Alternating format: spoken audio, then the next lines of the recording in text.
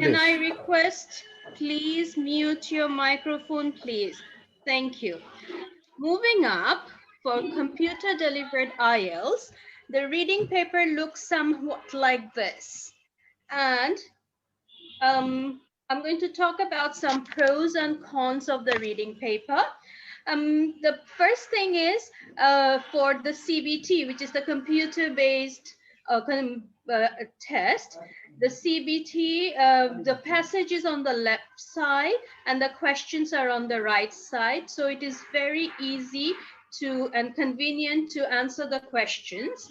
Also, you can increase the font size. That is possible. You can highlight text as needed. Right click on the text and you can write in a box like this. There's a box which will appear if you want to make some notes. You cannot do that in the PBT, which is the paper-based test. This is an advantage in the computer-based test. Also, the options for copy and paste are available. You can use the shortcut key on the keyboard, which is Ctrl+C, which is for copy, and Ctrl+V for pasting options. The disadvantage is you cannot use a search function to look for words, which is quite okay. With a test, you cannot have the access to dictionaries, nor you can have access to lookup words. Now, an advice for you all, get used to scrolling up and down, because this passage continues down. So the scroll, you can have a scroll which can go down. So get used to it, because you might have long articles, and get used to reading the passage and navigating passages on the screen. So that is a little advice for you all right, for the computer delivered IELTS. Now, we're going to look into how to approach the IELTS reading. First, let's look at the basics of the reading. It has got 3 sections, 40 items, which means 40 questions, a total of 60 minutes, the time. As I was mentioning about general training and academic, the general training differs on the passage, because the first section is very short text related by topic, maybe an advertisement, it could be a flyer, it could be a information schedule which you have to find out. So there might be a number of them. In section 2, the texts focus on work-related issues, which is very related to our daily life. And the section 3 is more similar to the academic IELTS, which is a general topic of interest, and passages are taken from notices, adverts, company handbooks, official documents, and all that. Now, for the academic, there is no such division. All the texts are taken from books, journals, magazines, newspapers, but they are common because they are based on academic topics of general interest. So that is the basic difference between the general training and the academic modules. The rest are the same. Now, moving up, we are going to look at the different reading skills that are being assessed in the exam. The first one is reading for gist. Second one for main ideas. Gist means summary. Main ideas means pointing out what it is actually the main topic is. Reading for details. Understanding inferences and implied meaning. Inferences and implied meaning, which means meaning which is hidden within the sentences. You have to understand them by reading. Also, you're being assessed on recognizing the writer's opinions, attitudes, and purpose, which is not clearly mentioned. Also, the last passage usually looks into following the development of an argument. Looking at the marking part, each correct answers receive 1 mark. So there are 40 questions. So you are being marked out of 40 and they're converted to a band score of 9. I'll go through that later. Now, in reading, there is something called speed reading, and it is one of the challenges which you have to look through. Why is that? Because this reading test comprises of around 900 words, a total of 2,700 words with 40 questions in just 1 hour. Think about that, which means each passage would range about 900 words. So 900 into 3 would give you 2,700 and a total of 40 questions to answer. So we have seen that many IELTS candidates fail to finish their reading test because they're very slow in reading and they have poor exam techniques. So that is what we're going to discuss today. So when you are taking a reading test, think that you have about 900 to 1,000 words in each passage where you will have to read for a particular content and you don't have enough time to read them in details. Therefore, you have to practice the test before actually going into the exam hall so that you know all about it. The questions do not actually test the knowledge of your English, but how you can use your English. So the exam testing sees your way round written English test. Now, what is this? This is an moderate IELTS passage. And in this passage, or it is definitely it's a passage. In this passage, we can see certain things. We can see the headings. We can see a subheading. We can see paragraph numbers. We can see a diagram. When you have a passage like this in front of you, the first thing you need to do is focus your eyes on these items. The items I just mentioned, the heading, subheading, paragraph, if there are numbers to it, if there is any picture to it. Now, just looking at it, looking at the heading, we can kind of think that it is going to talk about numbers because numeracy relates to numbers. The subheading tells us, can animal tell numbers? So we know that this passage would be dealing with animals and numbers. We see a picture, and this is the picture of a chimpanzee, gorilla, monkey. You can think about that group of animals. So also that will give you an idea that this passage is actually dealing with monkeys or gorillas more than that. So this step of reading is known as the prediction. When you predict, your brain processes all the information in that particular direction. You will be thinking about numbers, you'll be thinking about animals, you'll be thinking about a particular group of animals, and the picture would actually take you to that angle. So when you have your mind set that that is what you're going to read, your reading would become much, much easier. So the first step that you do when you see a passage is predict what the passage is going to be about. The next thing you have to do is skim, which means you look through the passage for a general understanding. I'll go through skimming in details. Next step is for you to read the questions. After reading the question, scan. Scanning is the first step of answering the question because some questions look for one-word answers, and that one-word answer could be a number, a date, a word, or anything like that. So scanning is the first step of answering questions. Another step of answering question is read in details. Read every word in the sentence or paragraph to understand everything you need only to answer the question. So if you follow these steps, your time would be very, very organized.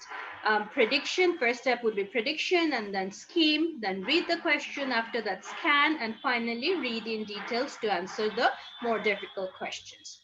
Moving up,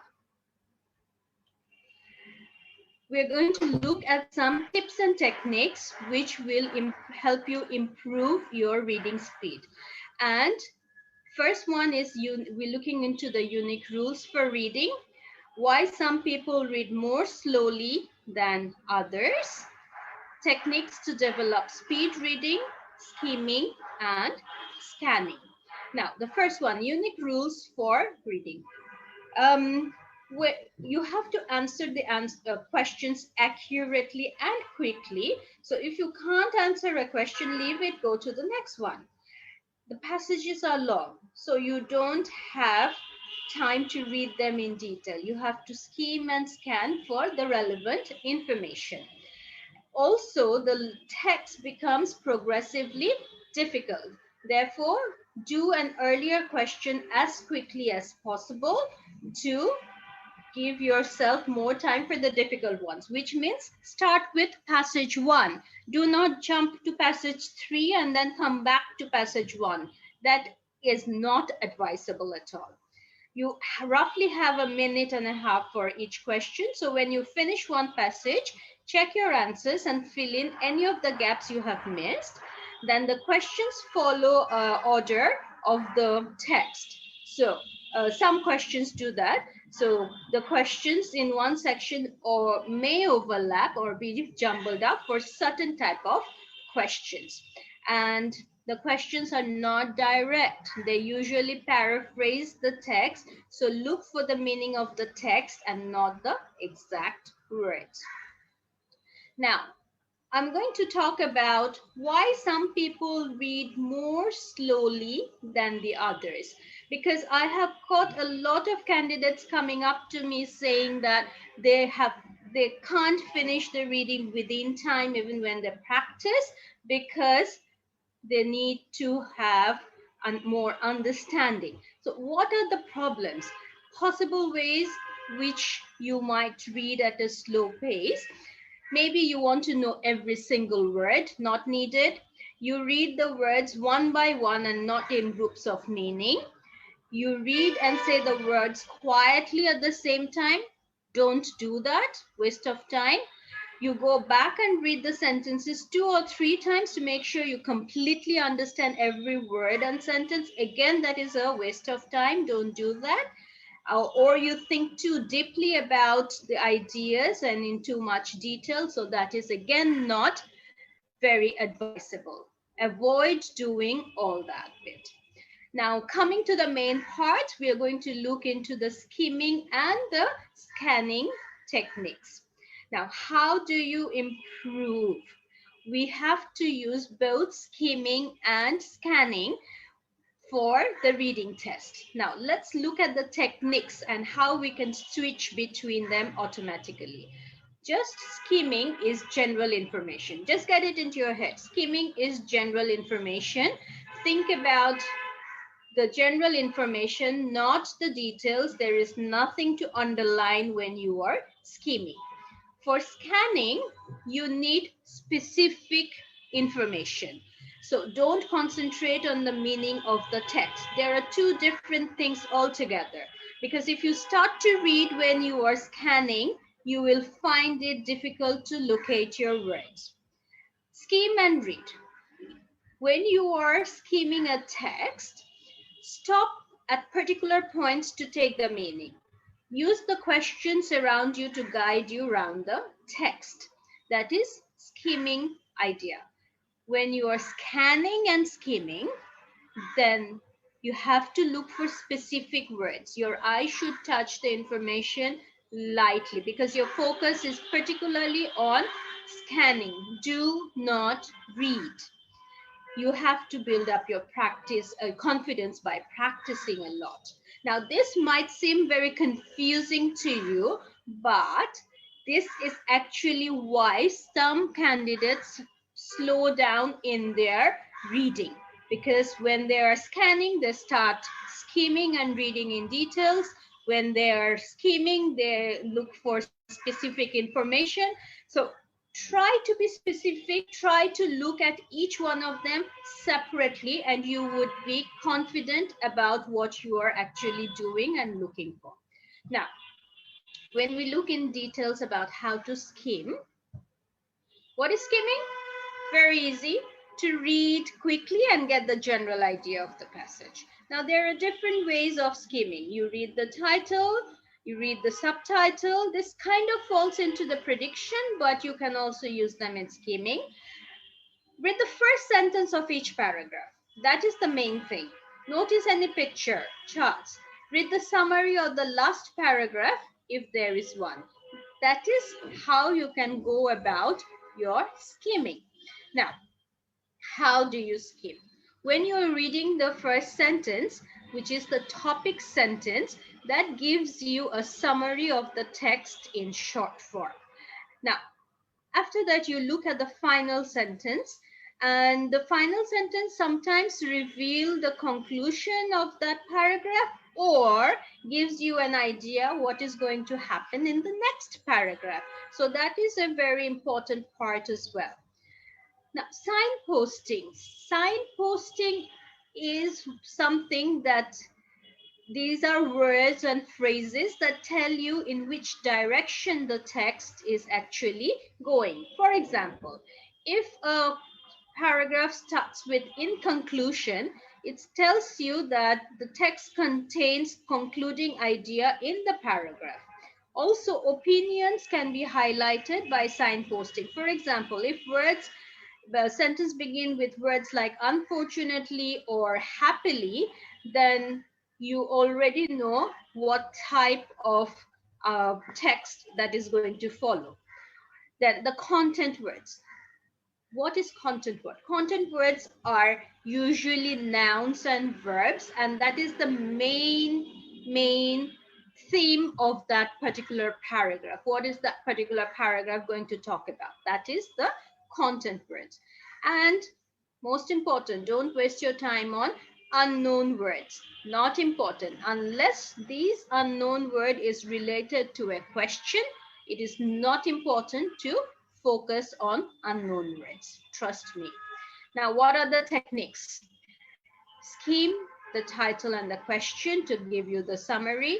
Skim the content words only. And do not look at words like the articles which or prepositions. That is not important.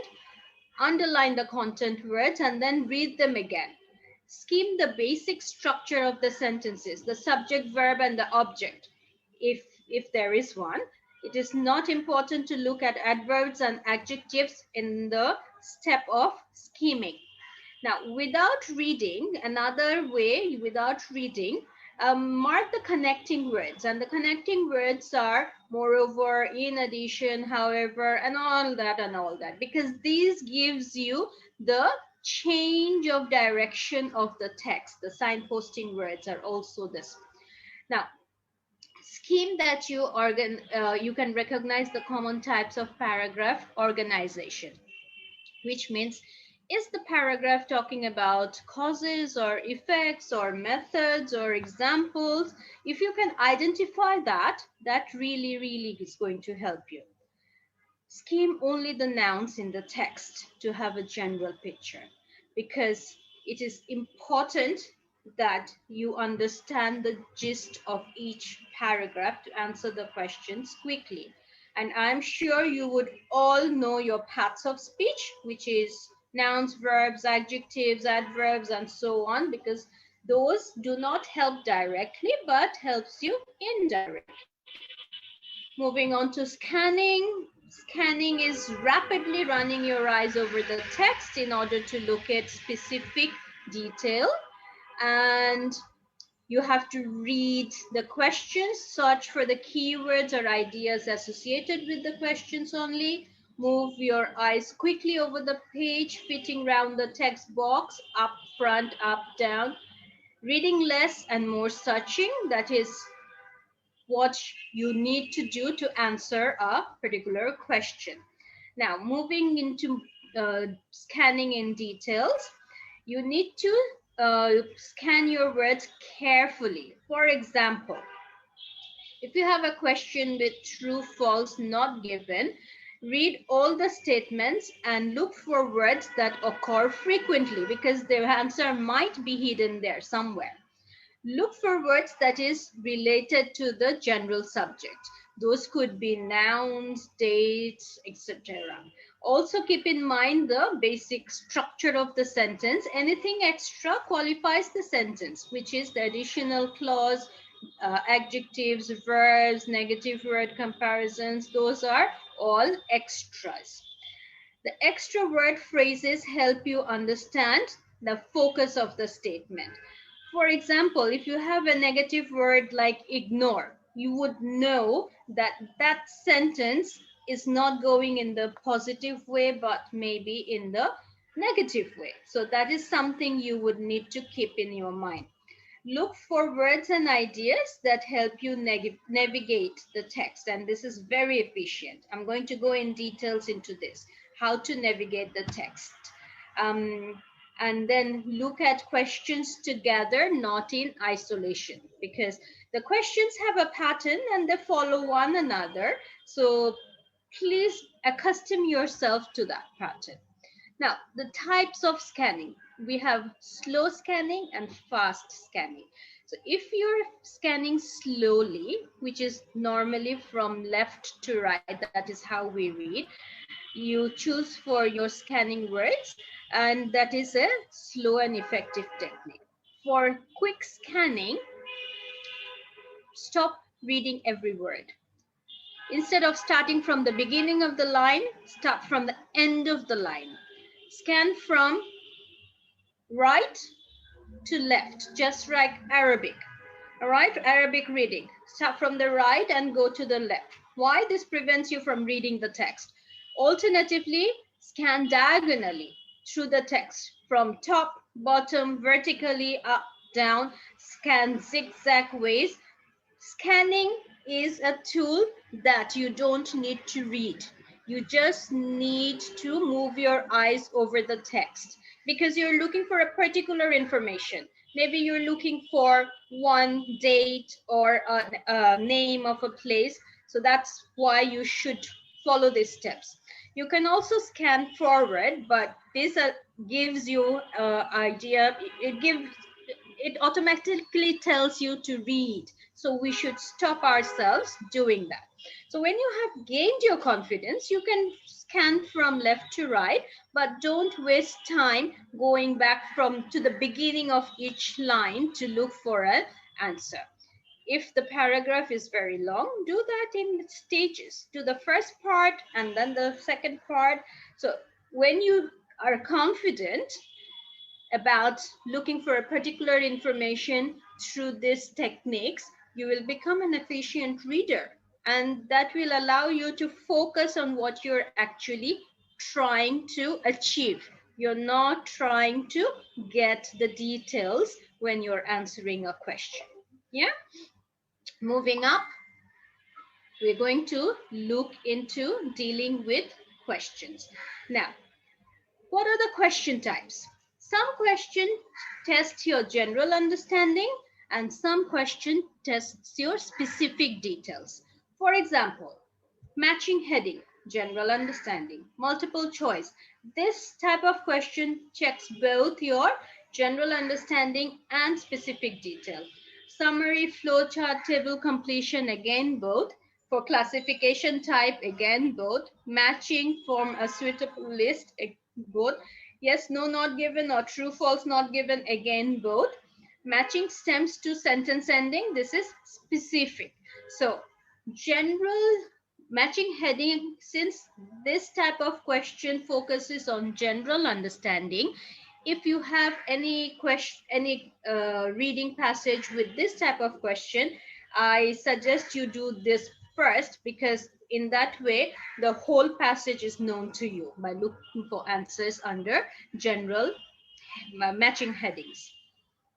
Now moving up, I'm going to talk about 3 different types of questions: multiple choice, matching headings, and true, false, not given. Now, look, starting with multiple choice questions, we have multiple choice questions of 3 types. And the first type is where It's the normal type where you have the question and you have a number of choices. You have to choose one particular answer. For the second type, you have a range of answers, and the question would want you to pick up two letters.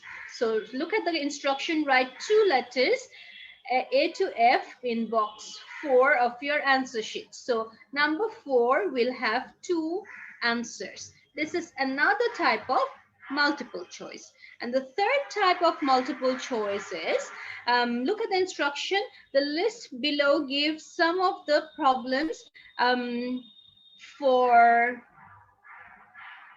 dieters raised by Dr. Jones. So which three of these problems are mentioned by the writer? So these three problems from the same list will focus on three different number of questions, maybe number 4, 5, and 6. So that is the third type of multiple choice questions.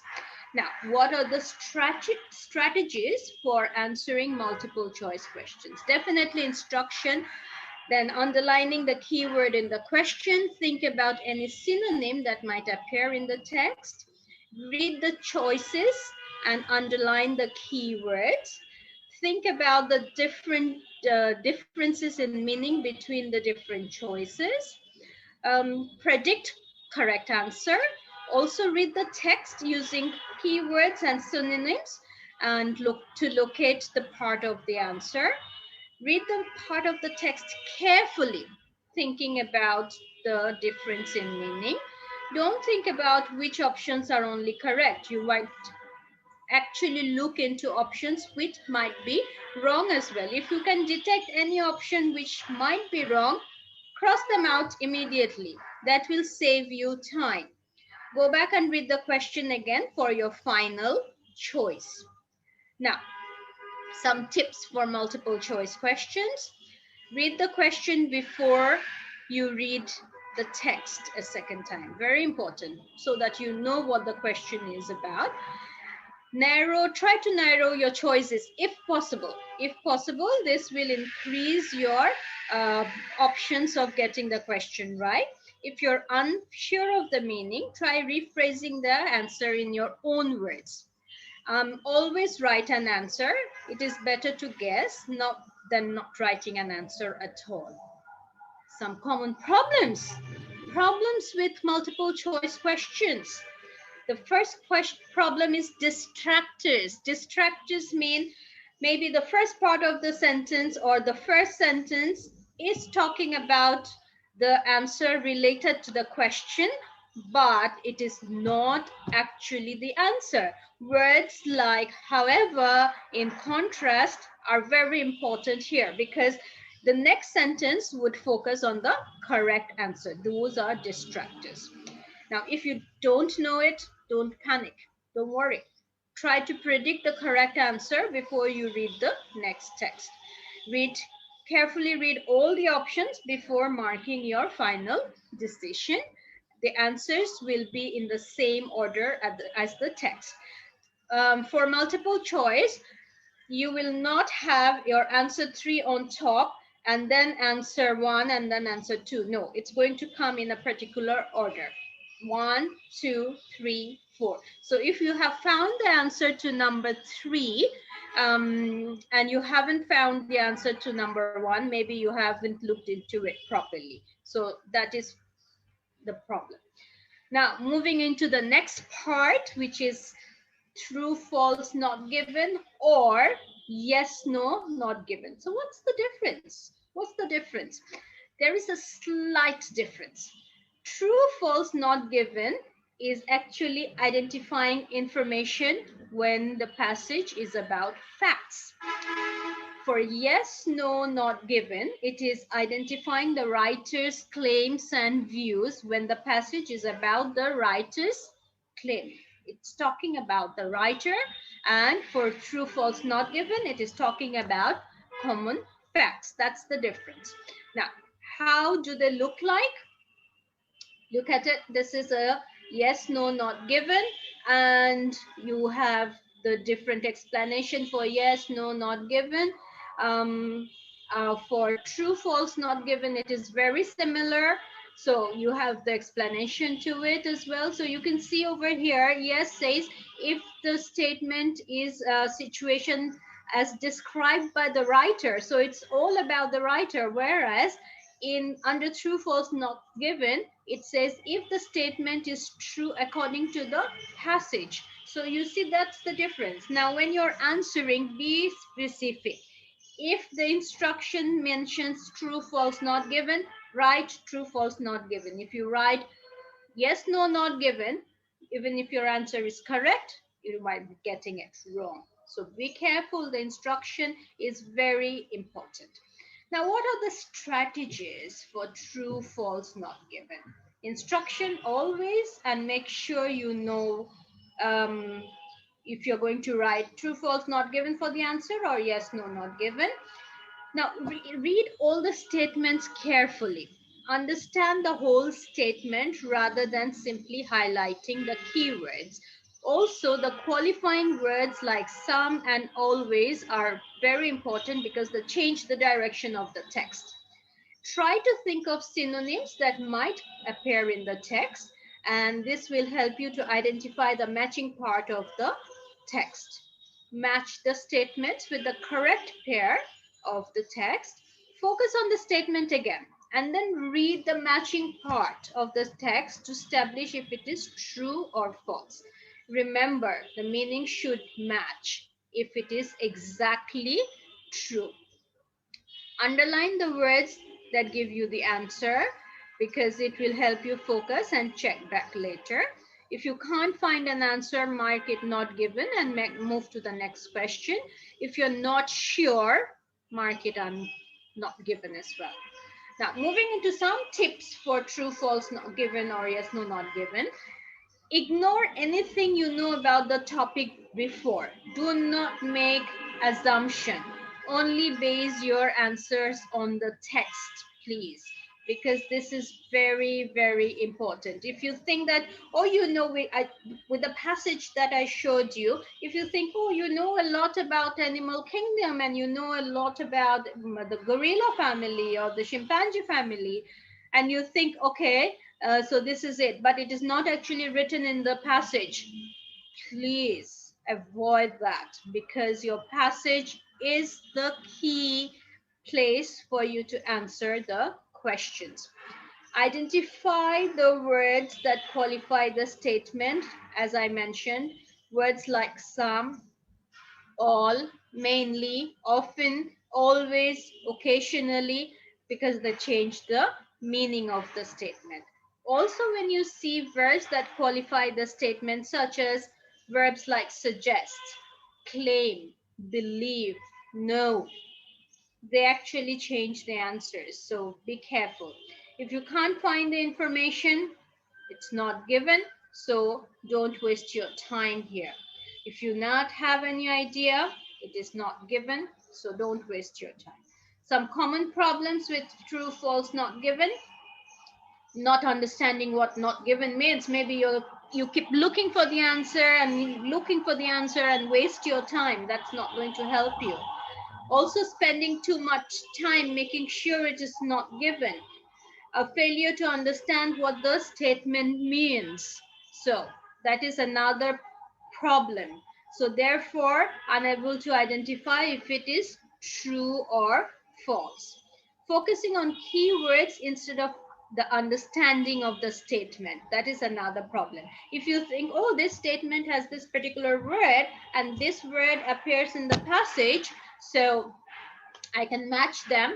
I'm sorry, your answer might be wrong because that is not what it's being looked into. It's being looked into the understanding. Don't skim and scan the text to find the final answer. You have to read the appropriate part of the text in order to get the correct answer. And don't look for words that match the statements exactly. You should also look for synonyms, which means they are matching. Some synonyms would appear in the text, and other words would appear in the statement. Answer in the same order as they appear in the text. Again, this comes in random. It doesn't come in random order. It comes in sequential order. Now moving to the third type, which is matching headings. Let's look into some strategies.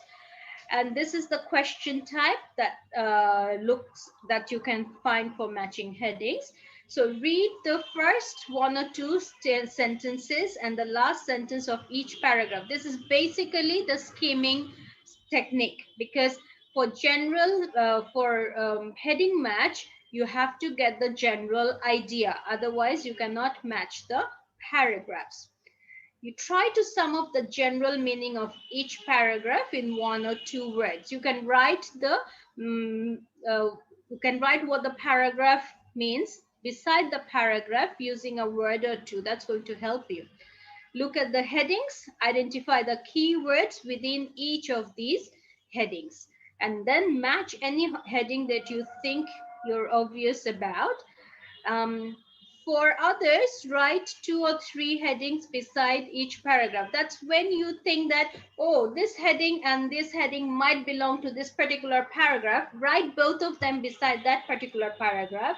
Identify the difference by looking at the common words, the signposting words, the negative words, the synonyms, and then choose the correct heading.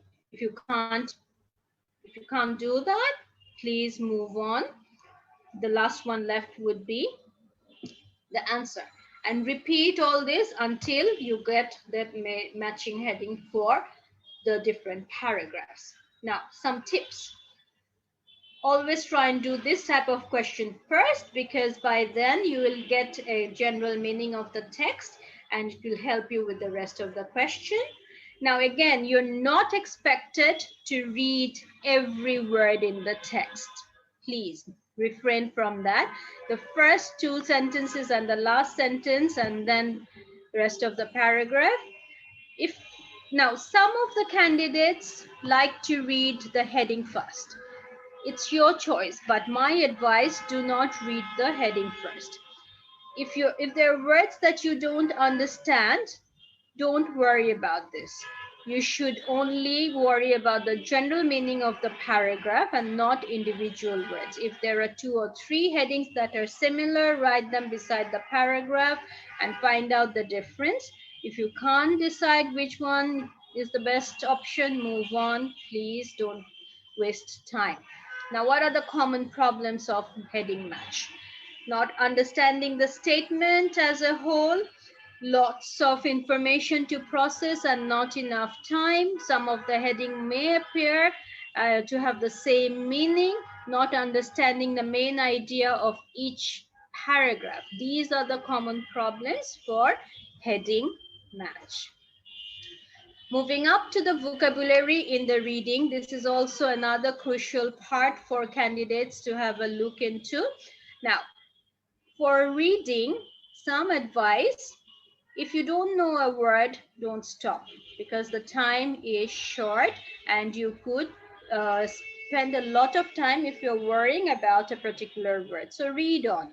The meaning of the word will come clear later on. Look at the context, the whole sentence. Is the word positive or negative? Use your knowledge to judge what the word might mean. Also, use your knowledge of grammar. How does it begin? How does it end? Prefixes, suffixes, if it is having a negative prefix, or do you have it as an adjective, adverb? These also help you recognize a particular word. Now, let's look at an example. Look at this word, remaze. Is it a known word to you? Is it a known word to me? I'm sorry, no. If I say every morning I remaze my teeth, do we understand the statement? Of course. Every morning I brush my teeth, I clean my teeth, I wash my teeth. It could be a noun, verb, adjective, or adverb, but we understand the context. The word remaze is not in the dictionary. It's a nonsense word. I just put it down for you to have a look at. Now, another example. Let's have a look at this. When you have a vocabulary, you shouldn't panic. If you're practicing at home, don't jump into the dictionary, but try to practice the meaning from the context. Let's look at this passage. In this passage, it says, in every country you visit, you will find a sport that captures the passions of the nation. New Zealand has its rugby supporters. England has its legions of football fans. The Japanese have taken baseball to their hearts, and Scotland is still proudly supports its curling heroes. Now, what does this word curling mean? What is this paragraph talking about? This whole paragraph is talking about sport. And for the paragraph talking about sport, and it is talking about national sports because it's being mentioned for different countries. Therefore, it is logical that curling is a sport. So what is it? Curling is a team sport played by two teams of 4 players on a rectangular sheet of ice. So this is how you actually need to deduce the meaning of the words that you don't know. Now, when you're completing an answer sheet, directly and use a pencil, mark the first 2 passages in short with a line. That gives you an idea. If you have missed out any, you can write it directly in the correct order. Write clearly, give only answers if the instruction mentions that. Also write in the correct spaces. Check your spelling, common words, follow common word limit. Try not to copy words from the question stem when paraphrase from the text. The answers will be marked incorrect. Check your answers when you finish and choose answers at random so that you have them grammatically correct. Moving up to some tips and advices for the whole session. Predict, scheme, read questions, follow instructions, do not spend time on unknown words. Move on 60 minutes to attempt 40 questions. Some last minute tips. Instruction, very important. Don't expect to understand every word. 20 minutes on each passage. Move to the next question if you can't answer one question. Transfer your answers immediately, no extra time. Don't leave your answers blank, always write in pencils. Now, don't read every sentence. Underline specific information and try to, I mentioned earlier about 1.5 minutes, but try to spend about 1 minute because the calculation over here shows that if you spend 1 minute on 40 questions and you spend 15 minutes for reading, you have 5 minutes for checking. Otherwise, your reading time reduces if you spend 1.5 minutes for the questions. Now, read the instructions carefully. It's kind of, keep your eyes on the clock. Very, very important because the clock runs and you are also not kind of up to it. Always spend time. Now, when you're practicing at home, use the practice tips. Use extensive reading habits. Take the whole test at a stretch, not passage 1 now, passage 2 later. Don't do that. Take it together. Research on the test before you take a new one. Why did you get certain things wrong? Look at that properly. Looking into the scoring part, the band score between 1 to 9, and the different modules have the different band score. So reading carries 25% of the total marking. So in reading, academic score and general training score differs slightly.